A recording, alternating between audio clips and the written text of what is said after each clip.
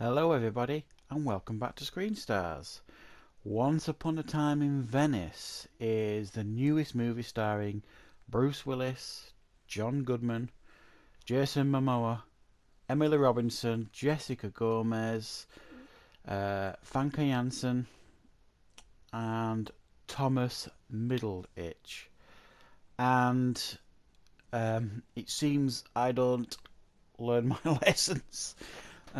A very good film reviewer who I watch on YouTube called Geek Legion of Doom, one of my favourite film review channels, has reviewed this just a few days ago and he really didn't like it very much. But I already had this on my watch list, so um, I kind of knew what was coming here, but I thought I would torture myself anyway. So, what is this movie about? Well, even the movie doesn't know what it's about. If you study the two posters that I've just shown, this one and the one previously, even the posters sell it as two different things. One of them says "Don't mess with another man's dog," and this one shows it as like an action thriller with them both with guns on the front, looking all macho. And neither are accurate. This film is a mess. Right off the bat, this film is a mess. It doesn't know what it is. It has no identity. But I didn't hate the film with a passion.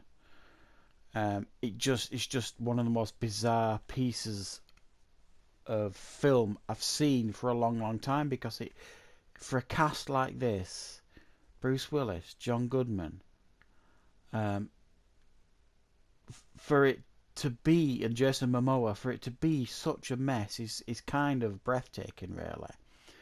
So what we get here is Bruce Willis plays a private detective on Venice Beach called Steve Ford. He's got a partner working with him who's like learning the trade. At the beginning of the movie, he's searching for a girl he's been hired by some brothers to find their sister.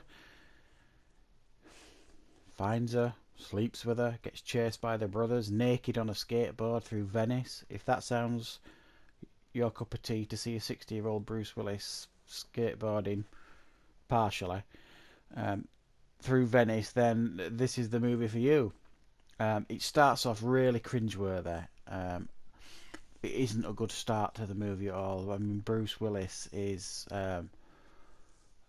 shockingly absent from this movie for the majority of it. His performance is zero interest from him. And it's just a really shocking start. So that's what we get at the beginning of this movie. Then he has to steal a car back from a gangster played by Jason Momoa. And then his sister, played by Famke Janssen, and her daughter, they get robbed. His dog's staying with them. Buddy, I think his dog's called, which he adores. But the dog gets kidnapped as well by Jason Momoa and his ruthless gang. I mean, it's just a mess. I'm really struggling to recall the story here because it's all over the place. He goes to try and find his dog because he loves his dog, which is the don't mess with another man's dog thing. They're going down the Keanu route here just really badly. He can't get the dog. Then he's got to do jobs for Jason Momoa to get his dog back. All in the while, his best friend John Goodman is going through a divorce. He's really down and depressed. And he decides to help Bruce Willis. It's bizarre. There's loads I've missed there. There's a big housing development that's getting really grotesque graffiti, explicit graffiti painted on it, spray painted on it by an artist, and Bruce Willis has got to track down this artist so that he can get his parents' house back. Not that we care, because we're given no backstory for Bruce Willis or his family, or why should we care that he's going to get his parents' house back. There's other stuff going on as well, and it's escaped me. It's just, this movie is just a complete and utter mess. John Goodman's performance is bizarre. It's one of the strangest I've ever seen from him.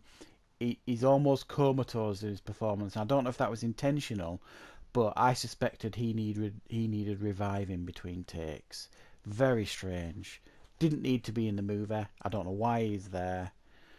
The the two best performers in this movie are the dog, and I'm not kidding. The dog's Ace, and Bruce Willis's partner, who's played by Thomas Middleditch. He's quite witty. Jason Momoa's alright. He's like almost like a gangster with a heart to a degree, but he ain't nothing special. He's not in it very much. Famke Janssen is barely more than a cameo. The film looks nice. It looks pretty, and it's not offensively bad. This movie. It's just what offends you about it is the talent involved. Obviously, not giving them monkeys about the movie or the performances. There are occasionally you do see little glimmers of the old Bruce Willis creeping through in his performance, but it's gone very quickly. He is so uninterested right now with performing. It's unbelievable. He'd better pick up next year because he's making Death Wish. And he'd better do that film justice or I'll be really annoyed. Because right now I can't think of the last film I've watched of Bruce Willis's that I've had any enjoyment of, really. Because he's just lost interest in the movie making industry, it seems, because he hasn't done a decent performance for years.